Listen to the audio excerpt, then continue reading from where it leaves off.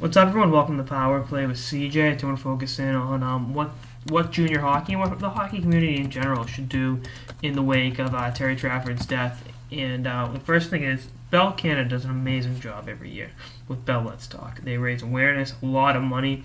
People from all ends of the hockey community can, are hashtagging it, and it's great. Unfortunately, it's one day a year out of 365, and those of us who live with depression live with it 365 days a year, and it's not easy.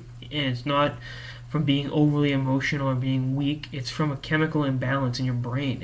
That causes, it's a physical thing that causes your mind just to do, things you don't want it to do. It's a chemical thing, and the way your brain is made up. I mean, if you look at the CAT scans of people that have depression and people that don't, the brain looks differently. It's nothing that the person can control. And as a member of the hockey community, which I like to consider myself, obviously I think all of you as well, is what can be done to prevent cases like Terry Trafford from happening, damn it, again. And I think the first thing is it has to start with obviously awareness, and I think as a society we're doing better with that. I'd like to see more steps taken, but for the most part we're not as bad as we have been in the past. You're talking about humanity on the whole. And I think going forward we need to make kids comfortable who are suffering from these ailments. We also need to establish support systems. The OHL has done an amazing job at having player safety, safeguarding hits to the head, concussion protocol, and all that. But at the same time, what about the kids' mental health off the ice? Because in many ways, that's just as, if not more important than than what happens on the ice. Because a lot of it has to do with each other. I mean, I don't know what the full results are, and a lot of players have agreed to donate their brains to research after they die. But taking repeated hits to the head when you are already born with an ailment in your brain isn't good.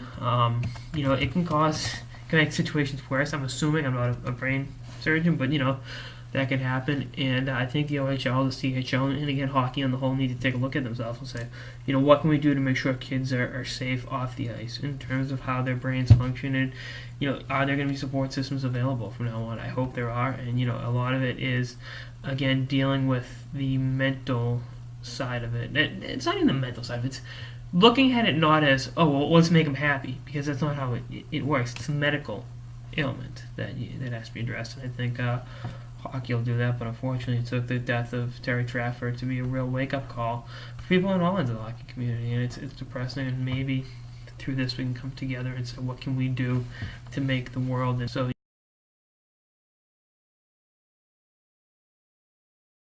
stories like Terry Trafford never happen again in hockey or anywhere else. Anyway, that's on this episode of the Power Play with CJ on steps that can be taken to prevent the next Terry Trafford incident from happening. Stay tuned for episodes throughout the season and beyond. Later, guys.